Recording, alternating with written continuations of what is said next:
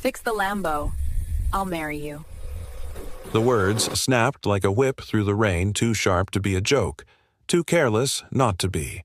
Jonas Hale froze mid-push, his grease-streaked palm still braced on the hood of the sleek black Valerian Helios V12, the kind of car he'd once dreamed of building back when dreams didn't feel like sarcasm.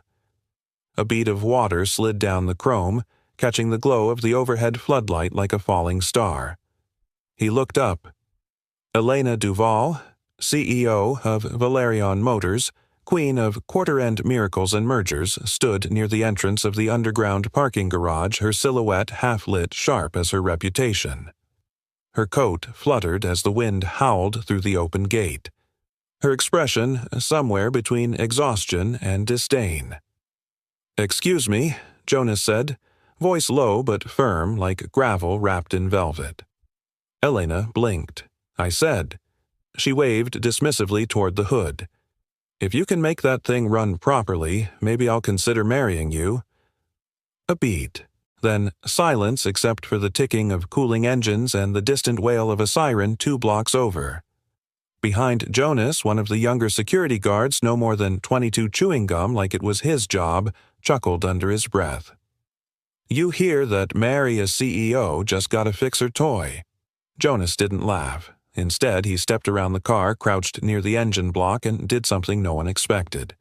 He closed his eyes, pressed one ear near the carbon fiber shell, and listened. The sound was subtle, not broken, just off.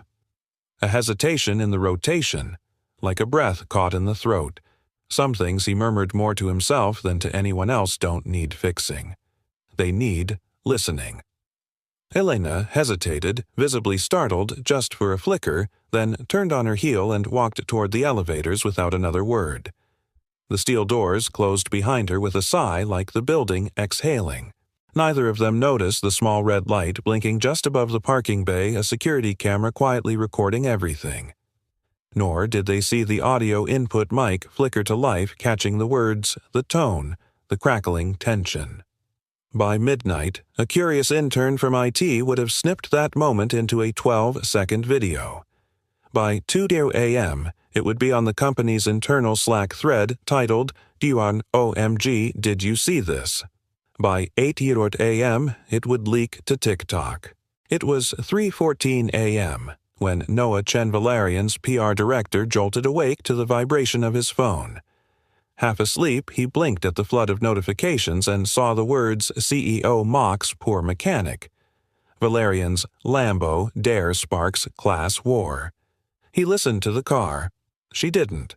And worst of all, Shark Fix the Lambo challenge was now trending at number 3 in the U.S. Noah sighed and swiped to call Elena.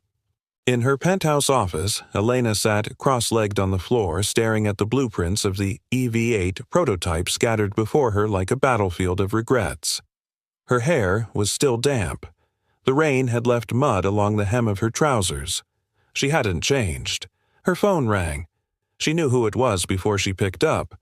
"Before you say it," she said, "I was tired." I was sarcastic. It wasn't serious. Noah didn't skip a beat. "You said it on company grounds. It was recorded. It's viral. And it sounds serious. People don't care about sarcasm when class is involved." She exhaled through her nose. "We'll take it down. We can't. It's been mirrored 50 times. Reddit's dissecting the lighting in the garage like it's the Zapruder film. Best case, we lean in. Draft a holding statement. Acknowledge. Do not defend." Elena stood brushing off her knees. Her gaze fell on a sticky note scribbled weeks ago. Trust to transparency plus time. "I'll call legal," she muttered. "Call Jonas," Noah replied, "before the internet crowns him Employee of the Year." She froze. "I didn't even know his name." "Now you do." Somewhere across town, Jonas was wiping his hands on an old shop rag, the rain having washed most of the oil off his skin, but none of the weariness from his face. His niece Mara was asleep on the old couch behind him, curled in a too-thin blanket, breathing slow and steady. He glanced at her, then at the tiny TV showing the video looped for the 10th time. His own voice, fuzzy but clear. Some things don't need fixing. They need listening. He shook his head. What a stupid thing to go viral for. Still, something in his chest stirred not pride. Not yet. A warning. Back at Valerian HQ, Elena stood at the window watching the city blink below. Her reflection stared back at her jaw, tight eyes, tired. She remembered the way Jonas had listened to the car, not with arrogance, not with tools, but with presence, like it was worthy of attention, like he still believed in paying attention. Somewhere deep in her gut, where the steel of strategy met the last soft scraps of instinct, Elena Duval felt the stir of something she hadn't felt in years. Doubt. And that meant she had a decision to make. Not just for PR, but for herself. A dare in the dark. A storm on the timeline. By the time the sun crawled over the Bay Bridge, every major business journalist in San Francisco had seen the video.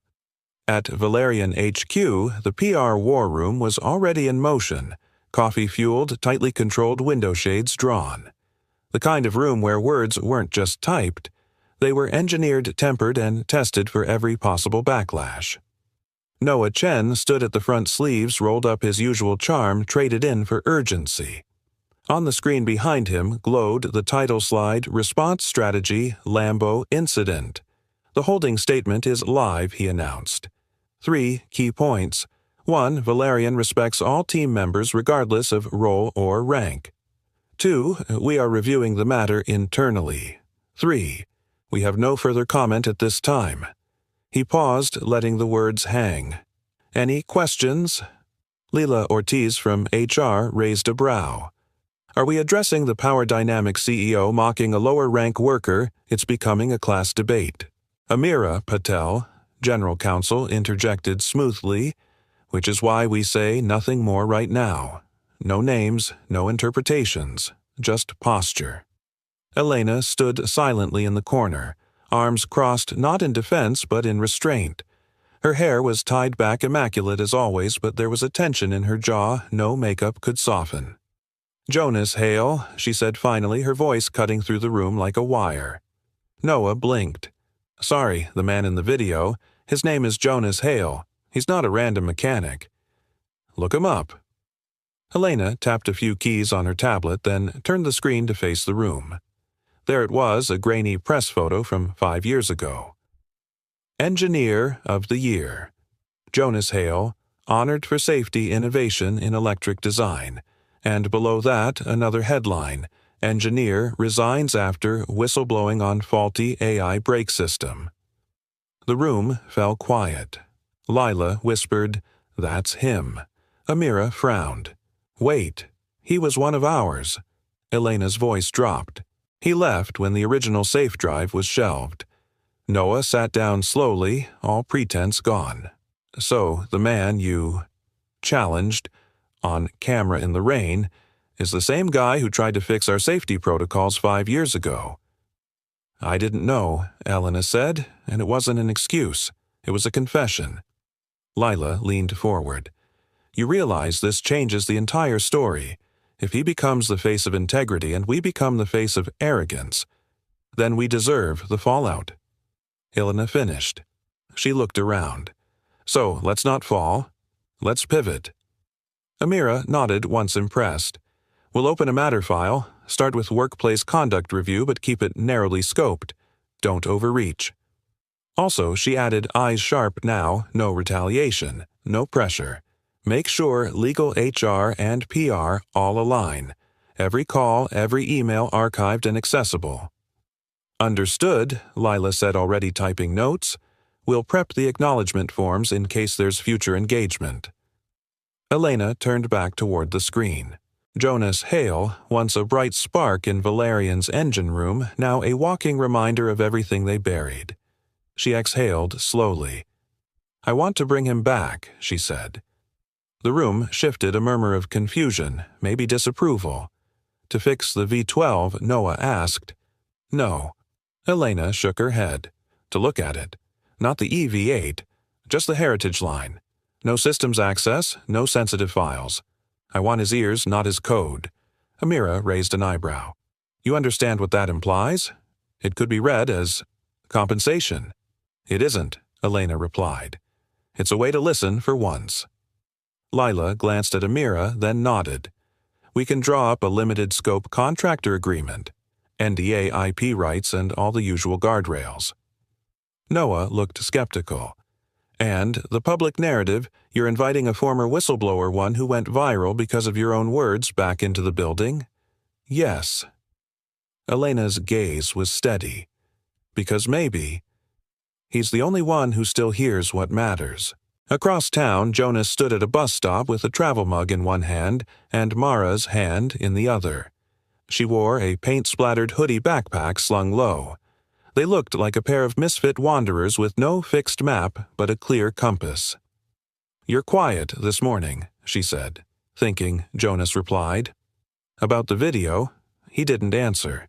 Instead, he reached into his pocket and pulled out a folded letter. Valerian's logo. HR signature at the bottom. Contractor request. Mara read squinting. Just for diagnostics, it says. You thinking of going back? He didn't speak right away. Finally, he said, Sometimes we return to the scene not because we forgot the pain, but because we still believe in what it could be. Mara tilted her head. That sounds like something people write in books. He smiled, or say before making a mistake. She bumped him with her shoulder. Go fix the thing. I'll bring the wrenches. Back at HQ, Elena refreshed her inbox again. Still nothing. Then, just past noon, the ping came.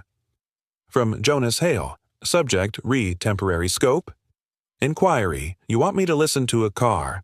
Fine, but don't expect silence from me if I hear something that matters. J.H. She stared at the message. Somewhere behind her the city buzzed with noise, but for a single breath Elena Duval heard only one thing. The first clear knock of conscience against her steel heart. You can't delete a storm, you can only steer it. Mr. Hale, this isn't a job offer, it's a temporary contract. 3 days. Diagnostics only. Jonas didn't look up from the paper. He stood in the HR conference room, glass walls, filtered light, everything sterile in that corporate way that always made him itch. His thumbs smudged grease across the form, though he'd tried to scrub clean. Old habits, old hands. Across the table sat Leela Ortiz, HR business partner posture, straight tone, neutral but fair. She slid a yellow folder closer. NDA liability waiver acknowledgement of access limits, she said. Standard contractor intake. I noticed Jonas said, eyes still down, there's a clause here about legacy vehicle lines only. That's correct, Lila replied. No access to EV8 systems internal tools or code repositories. You're here to assess the Helios V12. Nothing more. Jonas tapped the folder. You ever drive a Helios? No, she said. He smiled dry and without bite. It's a machine that hums like it remembers the people who built it. Lila paused. Is that a yes? Jonas finally met her eyes. It's a maybe with one condition. She tilted her head. Which is my niece. She comes with me. 5 minutes later, Mara Hale burst through the door with a sketchpad in hand and a backpack twice her size. Her ponytail bobbed her eyes, curious. She's 10, Jonas said before anyone asked.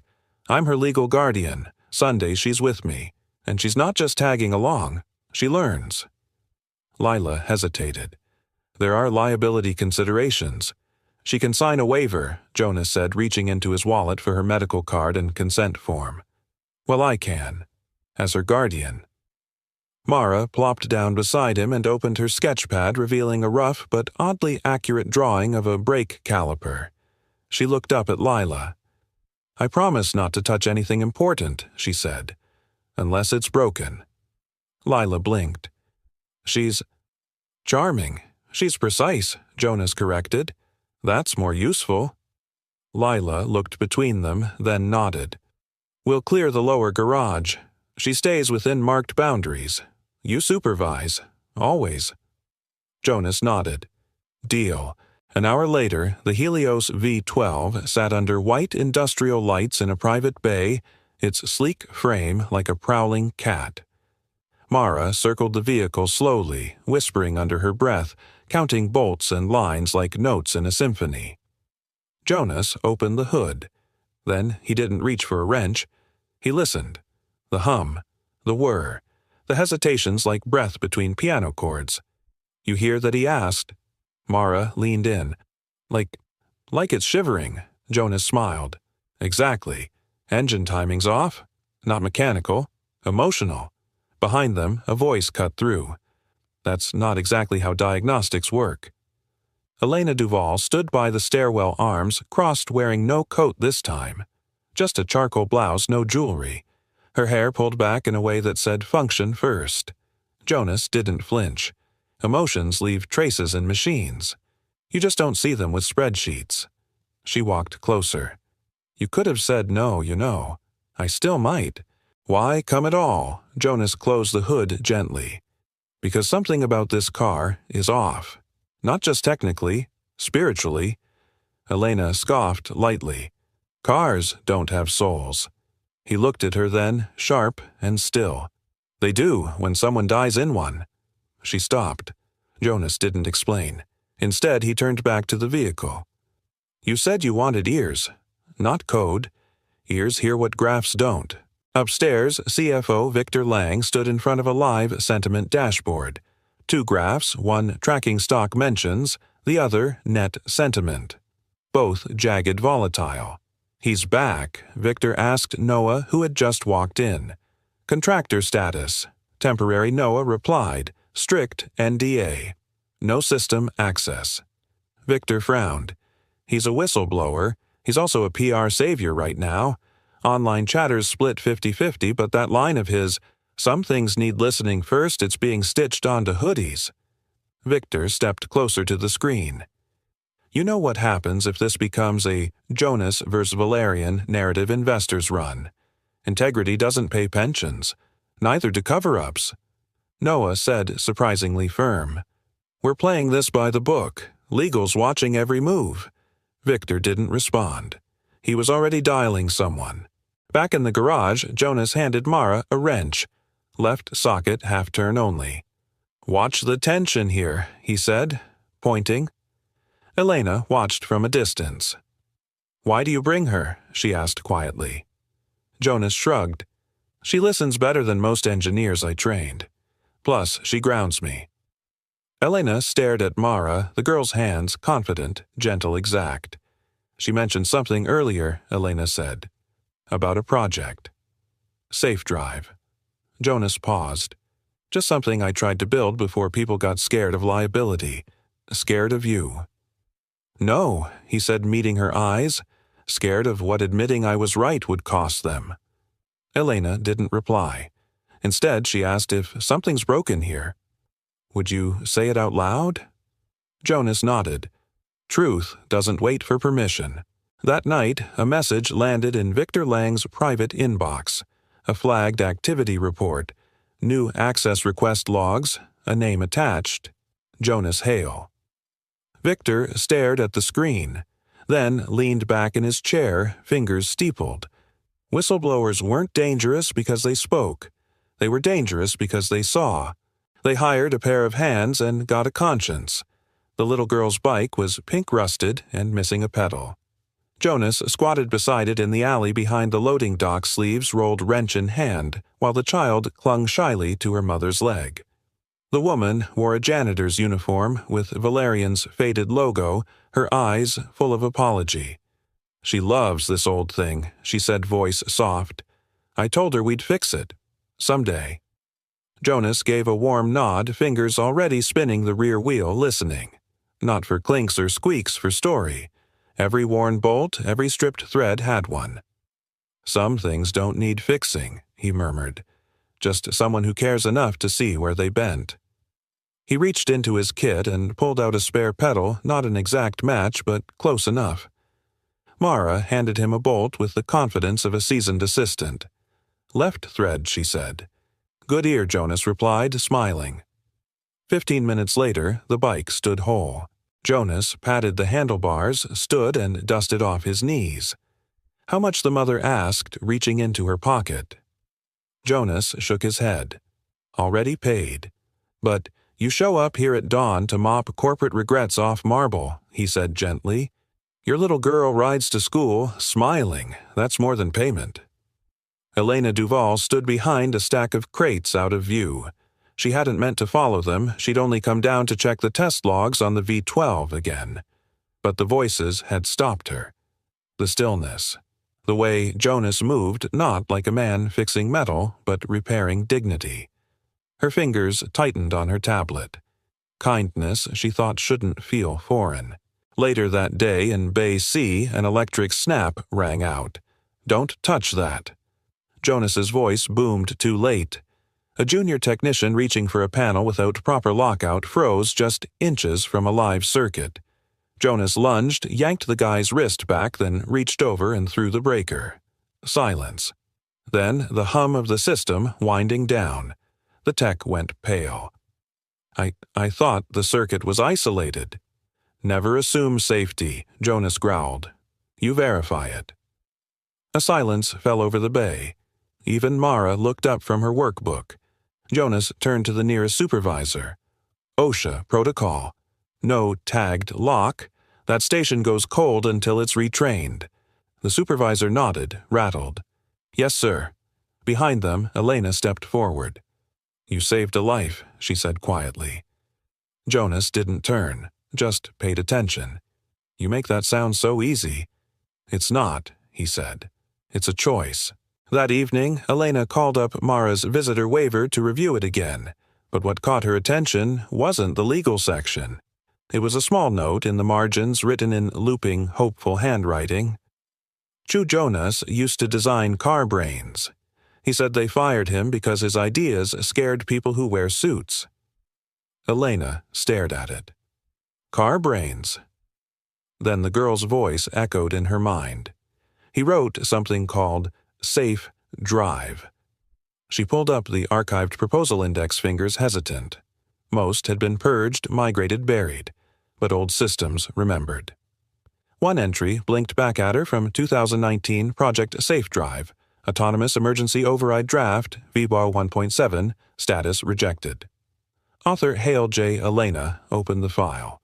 The premise was simple. Beautiful, even. A failsafe not for full autonomous driving, but for human override during non-reaction moments, heart attacks, blackouts, trauma. The system wasn't trying to replace people. It was trying to protect them when they couldn't protect themselves. It doesn't steal the wheel, Jonas had written. It just catches it when you fall. A lump formed in her throat. She remembered the call from the coroner 2 years ago. Her husband, Brian, had lost control on a mountain curve. The brake logs showed he'd tried. The data said his heart had stopped before impact. She never told anyone. And now she couldn't breathe. Meanwhile, Victor Lang sat in his office watching an internal access audit roll across his screen. Hale has no system access, correct? He asked sharply into his headset.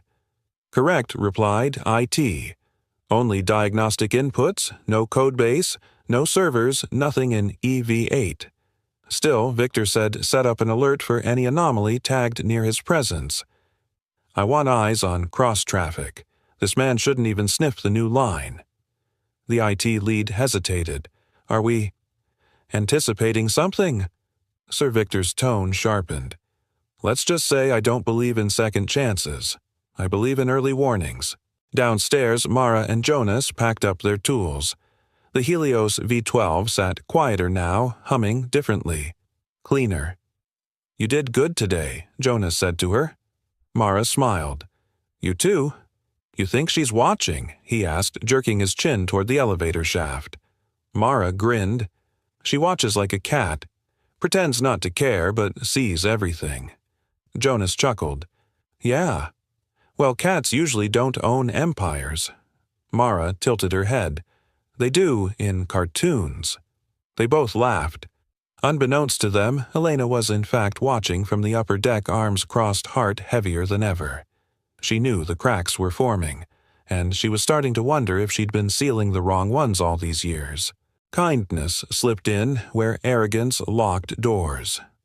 Jonas left the envelope on Elena's desk just after dawn.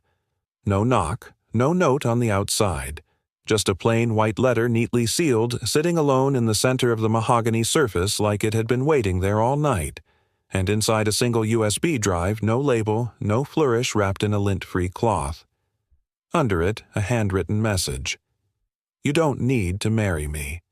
Just let truth run again. J.H. Elena read it twice, then again. She didn't sit. She didn't breathe. She reached for her phone. Amira, she said, I need you in my office. Bring Dr. Kim, and a secure evidence bag. 23 minutes later, Amira Patel entered already in legal mode, hair-tied back expression unreadable. Behind her walked Dr. Hannah Kim, white lab coat, over black jeans, a forensic imaging tablet tucked under one arm. Elena handed over the envelope. No tampering, she said quietly. It's been untouched since I received it. Amira slipped on gloves, removed the USB with care, and placed it inside a clear anti-static bag. Then she pulled a small device from her case, a portable SHA-25E6 hash calculator, and scanned the contents. Digital fingerprint secured, she confirmed. We'll image this read-only. Dr. Kim nodded. I'll create a forensic copy first. Original stays sealed. Every step will be logged, time-stamped, and retained. Chain of custody begins now. Elena said nothing, only watched as they handled the drive like a time bomb made of data. Because that's what it was. Not a resignation, not a threat, not an accusation, a breadcrumb, and maybe a reckoning. By late afternoon, Jonas was gone. Not fired, not escorted. He simply left. Tidy quiet, just like how he'd arrived. His contractor badge sat in a tray at reception along with a note for Lila. Didn't want to cause noise. Just wanted to be heard. J.H. No one saw him go. No cameras caught the moment. No announcement was made. But somehow by evening, everyone knew. Some said he left out of principle. Others whispered he'd found something that made him a threat. But the most compelling theory wasn't spoken aloud, only passed in looks and lowered voices. Maybe he saw something that could have saved someone. And in a company full of engineers, could have was the most dangerous word of all. That night, Elena sat alone in the V12 bay, legs folded beneath her, the hood open beside her like a confession booth. She stared at the engine. The sound of it still lived in her ears like memory on loop. Her mind wandered to the last words Jonas had said to her, not about machines or diagnostics, but about grace. You're not broken, Elena, he'd told her. You're just running a system that forgot what it was built for. She hadn't answered then. Now she whispered into the empty garage, maybe it's time we rebuild. Upstairs, Victor Lang paced. He'd seen the access logs, the whispers, the shift in sentiment. And now Jonas was gone, but not in defeat. It felt like strategy. He opened a secure channel and typed, Subject Hail delivered drive confirmed. Chain of custody initiated. GC plus forensics involved. Visibility must be contained. Recommend preemptive audit flags. He hesitated, then added, Do not mention EV8. Yet, at exactly 8:12 p.m., Dr. Hannah Kim's imaging terminal pinged. Her brows lifted as she leaned in, then furrowed. Elena, she said softly, you need to see this. Across the room, Amira looked up from her notes. What is it? Kim pointed to a file directory time-stamped, tagged, and archived in the legacy system. Old server logs. They match what Jonas submitted. But there's more. He flagged dormant error reports from safe drive V11s never resolved. They weren't just ignored. They were manually overridden. Amira's face darkened. Show me the audit trail. Hannah clicked once, then again.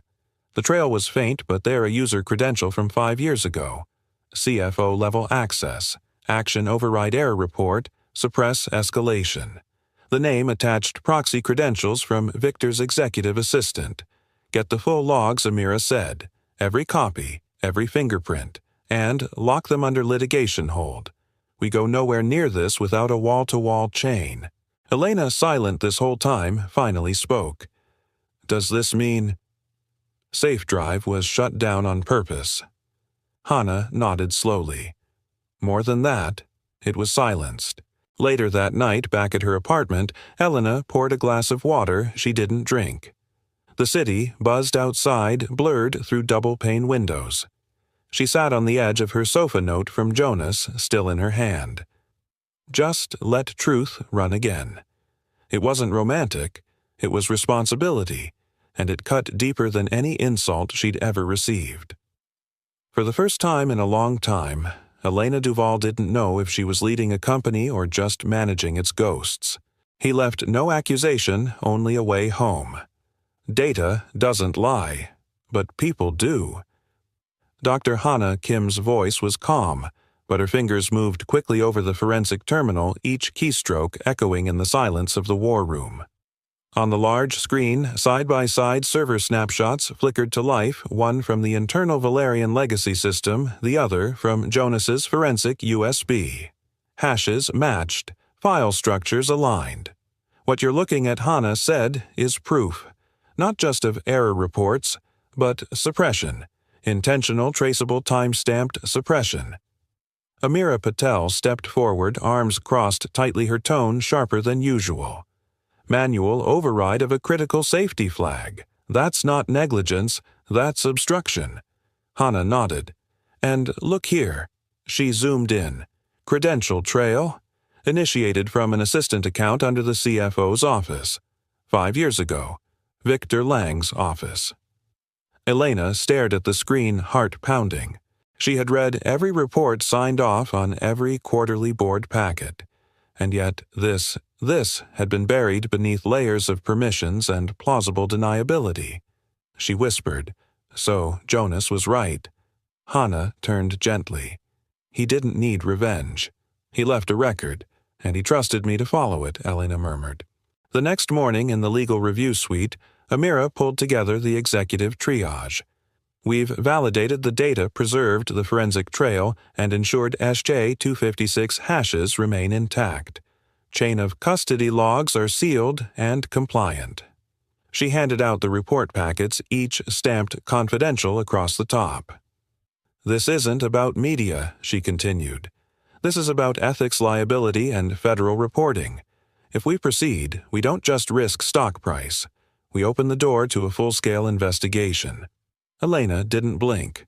Then we open it. Victor, sitting opposite her, leaned back with a tight smile. You say that like it's noble, but what you're really doing is handing a loaded weapon to regulators. I'm giving the truth what it deserves, she said evenly. Light. Victor's eyes narrowed. Thousands of jobs, Elena. You want to gamble them on one man's data dump. Elena met his gaze without flinching. I'm not gambling. I'm correcting. He laughed under his breath. You're a CEO. You don't correct. You contain, Amira interjected. We're not at indictment yet. We're recommending an independent audit and notifying the audit committee first. Victor threw up his hands. Which gets leaked, which spirals, which ends with us painted as criminals. No, Elena said. It ends with us being a company people trust again.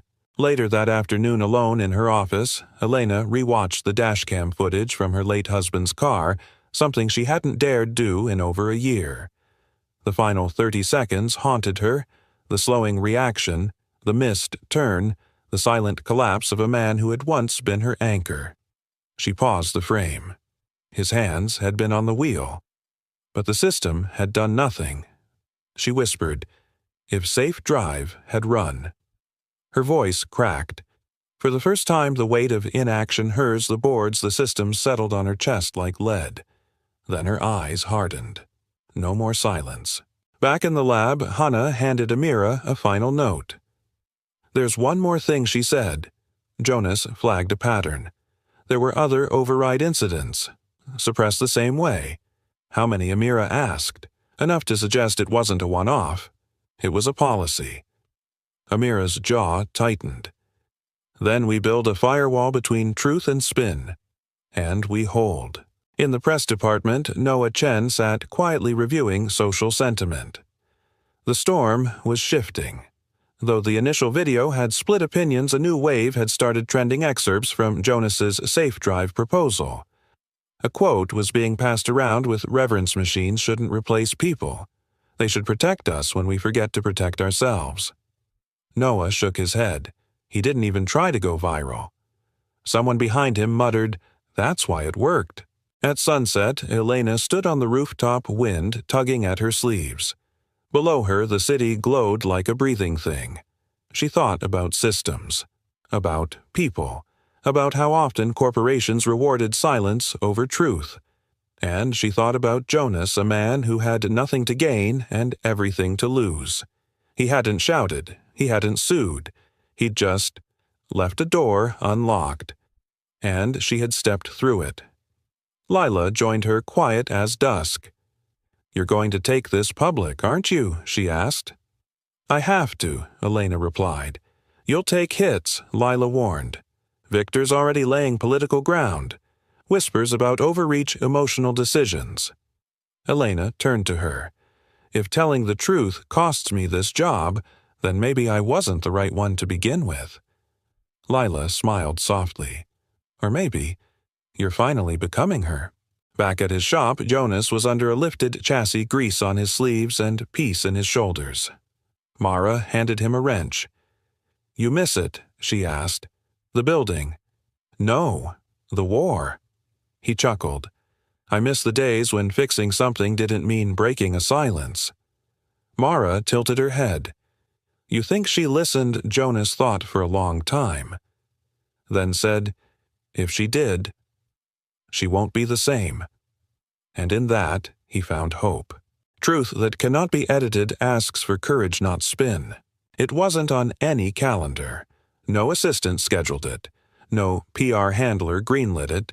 No board member approved it. Elena Duval simply got in her car, left her blazer hanging on the back of her office chair, and drove north. 3 hours later, she stepped out onto cracked pavement outside an old auto shop in Napa, a worn, sun-bleached sign hanging crooked over the garage bay, "Hale and Hart Engineering with Dignity." The air smelled of gasoline rust and something sweeter, maybe engine oil mixed with wildflowers nearby. Children's laughter echoed from behind the building. She walked slowly, heels echoing, stopping at the edge of the open bay. And there he was, Jonas. In a faded t-shirt sleeves rolled, teaching a group of teenagers how to wire a brake light using only recycled parts and a car battery strapped to a crate. Mara crouched nearby, sketching in her notebook, dirt smudged across her cheek. It looked nothing like a corporate campus, and it looked more human than anything she'd seen in years. Jonas glanced up and saw her. He didn't smile, just wiped his hands on a rag, walked toward her and said, "Took you long enough." They sat outside on overturned milk crates. Mara passed them each a glass bottle of orange soda. Elena looked around the yard full of busted hoods, cracked windshields, and kids in second-hand gloves who treated every rusted frame like a cathedral. "These kids, she said you teach them for free." Jonas shrugged. "Mostly. Some fix up bikes to sell. One rebuilt a lawnmower engine last week. Kept the power, ditched the blade, made a go-kart." "Where'd you get the idea?" He glanced toward the far wall where an old framed photo hung crooked, a man in his 60s, smiling beside a younger Jonas, both covered in grease. "My dad ran a garage like this," he said. "Told me once, teach a kid to fix an engine, they'll drive away from the things that chase them." Elena was quiet. Then she said, "I want to bring Safe Drive back." Jonas set his soda down. "PR, move." "No," she said. "A promise." He studied her face. "You sure it's not guilt?" "It is," she admitted. "But it's also grief, and anger, and maybe hope." Jonas exhaled slowly. "Then let's be clear. If I help, there are terms. I expected that." He held up one finger. "No shortcuts. Every line of code reviewed. Every test logged. OSHA.NUTSA, they all see it." She nodded. Agreed. Second, he added public release. When it's ready, no embargo, no delay, no spinning. People died. They deserve truth. Elena hesitated, then whispered, "One of them was my husband." Jonas blinked. Slowly. She continued, "Heart failure, mid-drive. Safe drive would have caught it. At least, I think it might have." Jonas didn't interrupt, didn't comfort, just listened. And in that silence, she found something she hadn't known she needed. Permission. "Then I'll help," he said finally. "But not because I trust your board. I don't." She nodded. "But I trust your change," he finished. Back at Valerian, HQPR chaos hummed. Noah Chen stared at his screen as a leaked thread of Elena's internal memo began to circulate. "This company can no longer afford to be clever. It must be clear. We can no longer be first. We must be right." The memo had never been meant for public eyes, but once it leaked, it moved people. Because it didn't sound like corporate spin. It sounded like a person. That evening, Elena and Jonas walked the perimeter of the Napa lot. A soft breeze brushed past, carrying the scent of metal and earth. She asked quietly, "Why didn't you come to me sooner?" Jonas paused, then said, "Because back then you only listened to things that made money." She nodded. No defense, no denial. Then softly, and now he looked at her. "Now you listen to things that might make us human." Back inside the workshop, Mara taped a fresh piece of paper to the wall. She titled it in bold black marker, "Safe isn't a feature. It's a promise." She didn't buy a fix. She earned a partner. The boardroom at Valerian Motors was built for control. Long walnut table, frosted glass, strategic lighting designed to flatter power. But this morning, none of it could soften the tension that crackled across the room like a live wire. At the head of the table, Elena Duval stood tall, blazer-sharp voice steady. To her left, General Counsel Amira Patel, folders in hand. To her right, Dr. Hana Kim laptop, open forensic logs ready. Across from them, the board of directors, 10 men and women whose job was to weigh risk against return. And at the far end, Victor Lang, CFO, legs crossed, face unreadable. Elena began without ceremony. "We've concluded our internal review of the Safe Drive archival data," she said. "Our findings show a deliberate override of system safety warnings 5 years ago. A beat, no glitch, no bug. A choice." Murmurs stirred. One board member leaned forward. "Who made the override?" Hana tapped a key. The display behind her lit up. User credential, CFO, office, assistant, proxy. Action suppress, flag safe, override trigger 011 timestamp. June 3rd, 5:14 p.m. device internal terminal by 17, 23rd floor. Silence fell like a gavel. Victor cleared his throat. "Let's not jump to theater. Assistants often have shared credentials. And even if this occurred under my umbrella, we have no evidence it directly caused harm." Amira stepped in, voice calm but razor sharp. "That's not our conclusion. We're not litigating blame. We're protecting the company's integrity." Another board member asked, "What's the proposal?" Elena took a breath. "We move forward with a full independent investigation. Hire an external forensic firm. Notify the audit committee. Place any involved executive," her eyes flicked toward Victor, "on administrative leave pending findings." Victor leaned forward, voice smooth. "And blow this open to the public, Elena. You realize what that does to us. To our shareholders, you're asking us to trade market confidence for moral high ground." He looked around the table. "Do you think the public will care about chain of custody when they see the stock drop 40%? We're a publicly traded company. Our first responsibility is survival." Elena's jaw tightened. Then she said softly, "And what's the price of surviving without a soul?" Victor stood. 18,000 employees, pensions, health plans, factory lines. You want to throw all of that on the pyre for one man's sense of conscience? "No," Elena replied. I want to save all of that by facing the truth before someone else forces us to. She stepped forward. I'm not just proposing an investigation. I'm proposing a rebuild plan. The board stilled. Elena continued. We don't just apologize.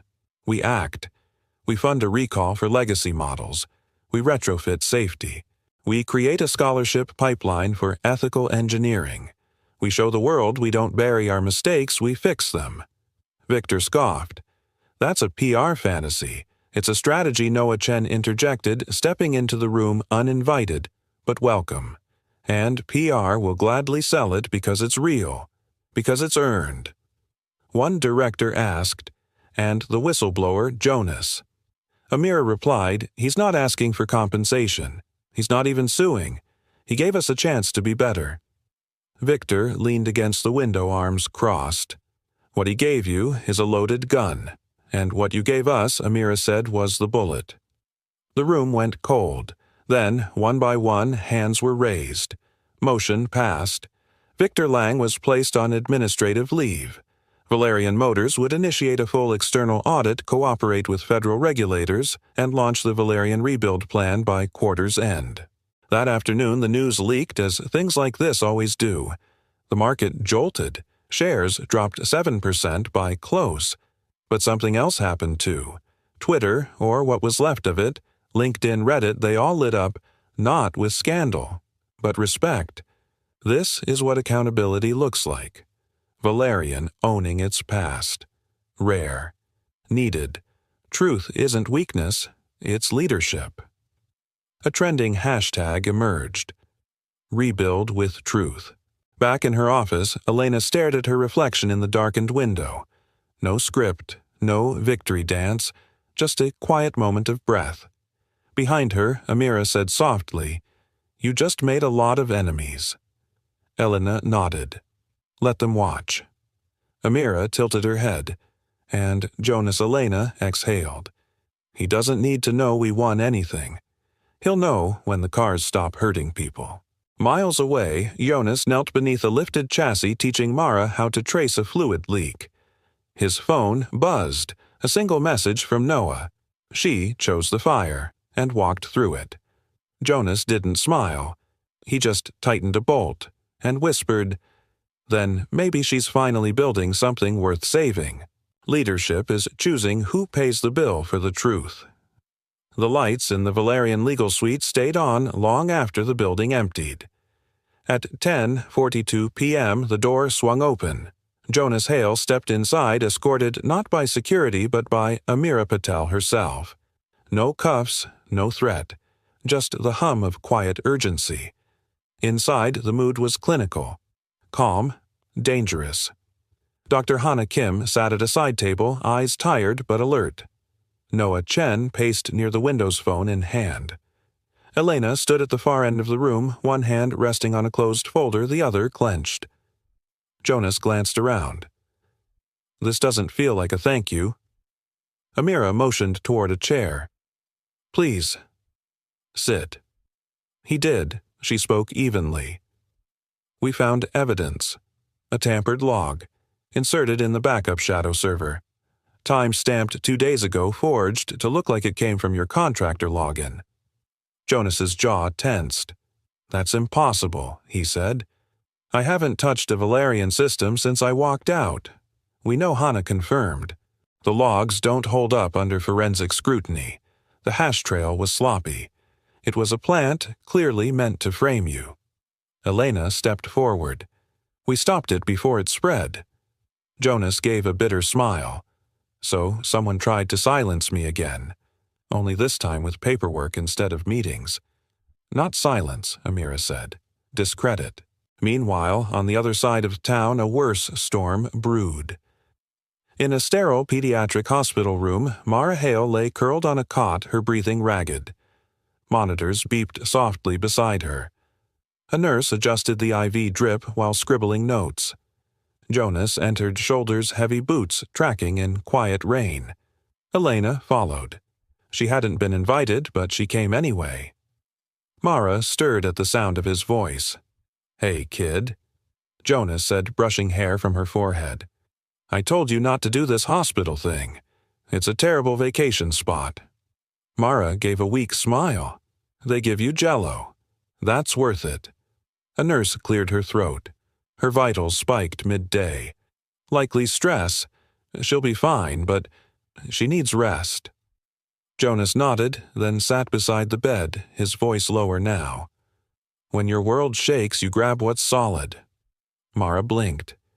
You mean you, he swallowed. No, I mean us. In the hallway, Elena stood quietly beside a vending machine. A pack of peanut M&Ms dropped with a thud, but she didn't bend to pick it up.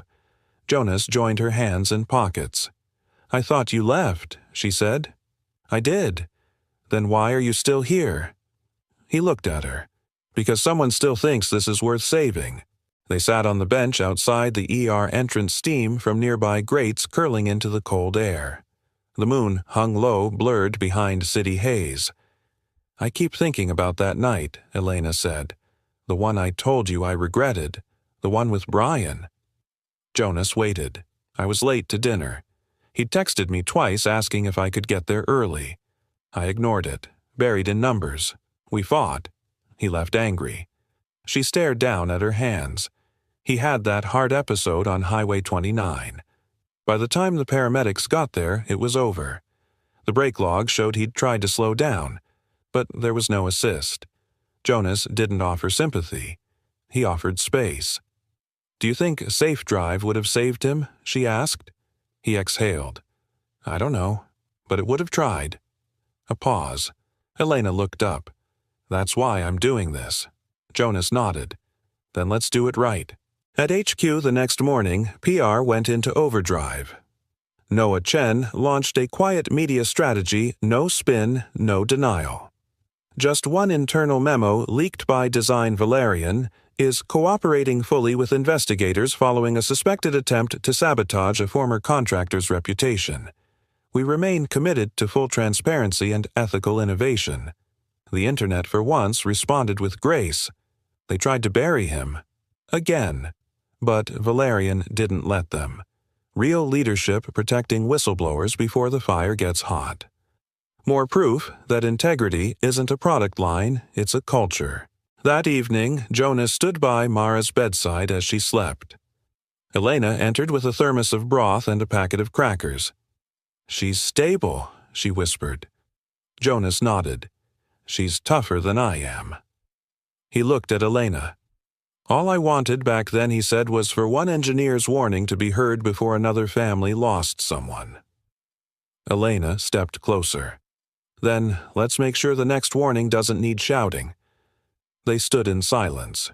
Two people who had once fought on opposite sides of a wall, neither of them built. Now, hammering it down, brick by brick. He answered every question with a reason to live.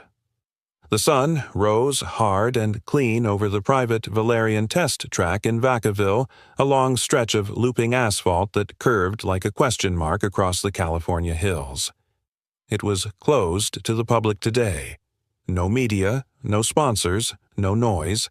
Just 3 cars, 10 staff, 2 legal observers, 1 OSHA rep, and a very specific scenario, a mock emergency. A near miss. A life or death moment simulated under supervision.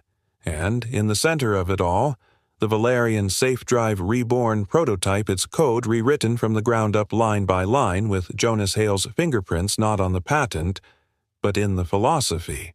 Not replacement. Intervention.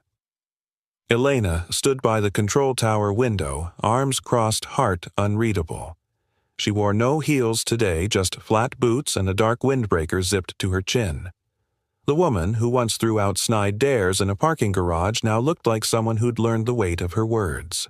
Beside her stood Jonas, silent, hands in pockets. A voice crackled over the comms. Scenario 1, ready for deployment. Below them, the test vehicle approached a blind intersection. At the last moment, a mannequin rigged as a cyclist rolled into its path. For a second, nothing. Then a sound. A subtle hum. The car slowed without jerking. Braked. Adjusted trajectory. Stopped. Clean. Graceful. Human. OSHA's observer made a quiet note. One of the lawyers nodded slightly. Jonas didn't smile. He just murmured, "That's what should have happened 5 years ago." Elena exhaled. It did today. Later that afternoon in the PR suite, Noah Chen clicked publish on the Valerian Rebirth Program microsite. It featured a transparent timeline of the safe drive failure and rebuild. Audit letters from the forensic team. A list of test protocols and scenario logs. A voluntary safe recall program for retrofitting legacy vehicles. A fund titled Fix What They Broke. And finally, a new initiative, the Hale Parker Technical Fellowship. Scholarships for low-income youth in engineering named after Jonas and Brian Parker, Elena's late husband. Noah turned to Elena. Ready for the headline. She nodded. Valerian chooses integrity. Finally, the backlash came as expected. Stock dipped again, not as far this time. One outlet ran the headline, "From Arrogance to Apology, CEO's Long Road Back." But most called it a masterclass in accountability. Whistleblower forums lit up. Engineering boards buzzed. This is the blueprint. She didn't bury the truth, she partnered with it. Hope this becomes industry standard. In a quiet moment between calls, Elena found herself alone with Jonas again. They stood by the garage bay watching Mara help 2 interns recalibrate brake sensors. "She's teaching now," Jonas said, "passing it on." Elena smiled faintly. "She got that from you." Jonas shook his head. "She got that from watching you change." She looked at him. Really looked. "The first time I met you, she said you said something about listening, about how some things don't need fixing, just hearing." He raised an eyebrow. "You remember that?" "I do now," she said, "because it's what I wish someone had done for me." He didn't reply right away. Then, softly, "You were never the problem, Elena." The silence was. As the sun dipped low, painting the sky in streaks of fire and ash, the final test scenario played out flawlessly. Jonas watched it once more, then turned to leave. Elena called after him. "We're not done, you know." He stopped. "No," he said, "we're just finally starting." When the machine braked itself, a company moved forward. The ballroom shimmered with light, not the gaudy kind, but soft, golden-like warmth remembered. Chandeliers refracted amber glows across polished floors. White orchids spilled from glass vases. And beneath it all, a quiet tension held its breath. Gala Nova had arrived. The room was filled with executives, engineers, partners press, and ghosts. The kind of ghosts that didn't haunt with rattling chains but with hard questions and overdue reckonings. Elena Duval stood at the edge of the stage looking out at the crowd. She wasn't in corporate armor tonight. No sharp blazer, no sterile black. Just a navy silk dress sleeves, simple neckline, clean, elegant but soft. Grounded. She looked human, and that was the point. Backstage, Jonas adjusted his collar, not a tie, just a pressed shirt clean for once. Mara clung to his arm in her new blue dress and sneakers with a single scuff because some things shouldn't be too polished. "You nervous?" she asked. He smirked. "I've rebuilt transmissions blindfolded. I've testified in front of engineers who'd kill a dream over decimal points. But standing here," he exhaled. "This is different." Mara looked up. "Because they're listening now." He nodded. "Because I'm not shouting anymore." The crowd hushed as Elena stepped up to the mic. No teleprompter, no script, just her voice. 8 weeks ago, she began this company went viral for the wrong reasons. And maybe it saved our life. A ripple of surprise. She continued. "We were clever, fast, loud, but not honest. Not really. We'd buried innovation beneath fear, buried people beneath silence." She paused. "Let it sit. I'm not proud of how that started, but I'm proud of where we are." She turned slightly, gesturing off stage. "And I'm honored to welcome someone who reminded us that truth isn't disruptive. It's necessary." The room turned as Jonas stepped into the light, not with fanfare, but with presence. The applause began slowly, then rose like thunder. He didn't bow. He just stood. Then Elena reached behind the podium and lifted something. A velvet-lined case. Inside, a single car key, heavy gold-trimmed. She held it up the camera feed, catching the inscription etched along the side, "In memory of those we owe." The audience fell still. Elena turned to Jonas. "This is for you. Not because we're trying to buy your silence, but because you helped us find our voice." He stepped forward, eyes glinting but unreadable. "I don't need a car," he said softly. "You already earned it," she replied. He took the key, not as a prize, as a promise. Later, as the band played slow jazz in the corner, Mara twirled with the other kids near the buffet while Jonas leaned on the balcony railing looking out over the city. Elena joined him. So he said that was something. "You didn't crash it," she teased. "I don't crash things," he replied. "I just fix the way they run." A pause. Elena looked down at the key in his hand. "I didn't know how to thank you," she admitted. "You didn't have to," he said. "You heard me. That's enough." Another pause. A deeper one? She asked almost shyly. "Do you ever wonder if this was meant to be something else?" Jonas turned to her. "Like what?" She smiled, a little sad. "Like a story that ends with a vow." He looked at her soft and sure. Some vows, he said, don't need to be spoken to be kept. Inside, the final announcement came over the PA. Victor Lang had officially resigned. The investigation would continue independently. No scapegoats, no ceremonies, just accountability. Valerian's board released a statement. "We no longer prioritize speed over safety. Silence over truth. The future isn't electric, it's ethical." As guests began to leave, Elena reached for her coat. Jonas offered his arm.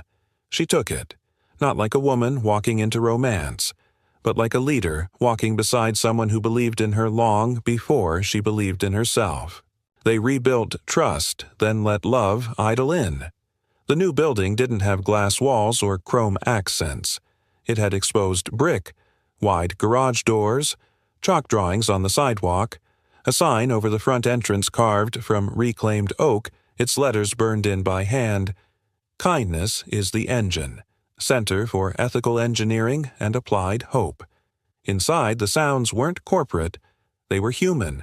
Laughter, ratchets clicking, chalk dust brushing across concrete floors, questions shouted across bays, answers shared over shared sandwiches. In the corner, a board tallied impact. 238 students enrolled, 161 certifications granted, 37 safety recalls assisted, 12 at-risk youth hired as apprentices. No number tracked what mattered most. But you could feel it. Mara led the tour that morning, clipboard in hand, hair pulled back, a lanyard around her neck that read, "Instructor in Training." She stopped in front of a group of new parents and pointed to a dismantled chassis. "This was once a total loss," she said. "But we teach them not to throw anything away just because it looks broken." One of the parents smiled. "Even people, especially people," she said. Out back under the shade of an old sycamore, Jonas adjusted the alignment on a bike a student had rebuilt from parts. Elena walked up behind him, sunglasses tucked in her coat pocket, a bag of lunch in her hand. "You're officially late," she said, teasing. "I was early for 10 years. Figured I was due," he replied. She sat beside him on the bench. For a long while, they just watched the students moving from bay to bay, young hands, careful motions, learning not just to fix machines, but to listen to them. Elena spoke first. "Did you think it would look like this?" "No," he said, "but I think this is what I meant." She smiled.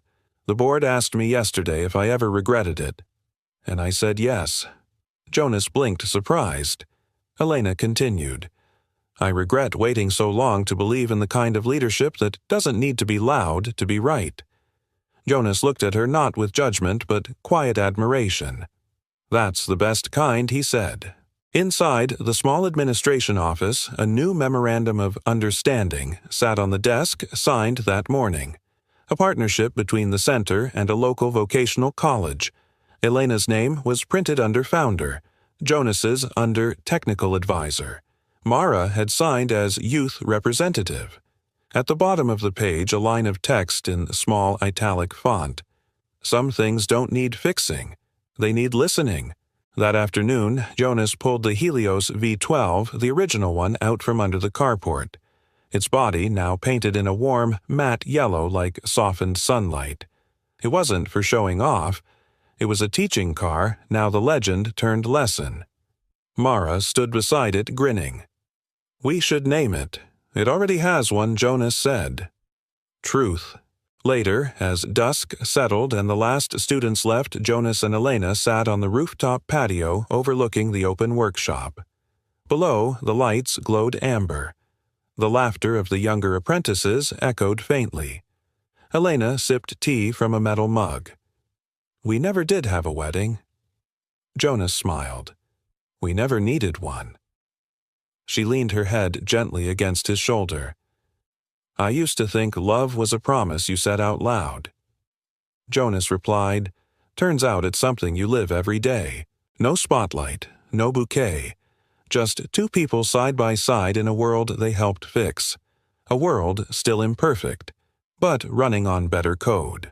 As the night deepened, the Helios sat parked at the edge of the lot, its engine quietly cooling. The gold key, now dulled by time and use, rested on a hook near the main entrance beneath a handwritten sign that read, "Borrow only if you intend to return it better." Because that was the rule now. In life, in love, and in everything this place had come to mean. They didn't race to a wedding. They arrived at a life. Sometimes the engine that moves us forward isn't made of steel or code. It's kindness. It's courage. It's the quiet decision to do the right thing even when no one is watching. If this story moved you, we'd love to hear your story too. Have you ever witnessed a moment of quiet integrity? Or been changed by someone who listened when the world didn't share it with us in the comments? Your words might just inspire someone else. And let us know, where in the world are you watching from? If you believe in stories that celebrate redemption, honesty, and the power of second chances, be sure to subscribe and turn on the bell so you never miss the next story. Until next time, keep doing good, keep listening, and remember, kindness is the engine. Thank you for watching.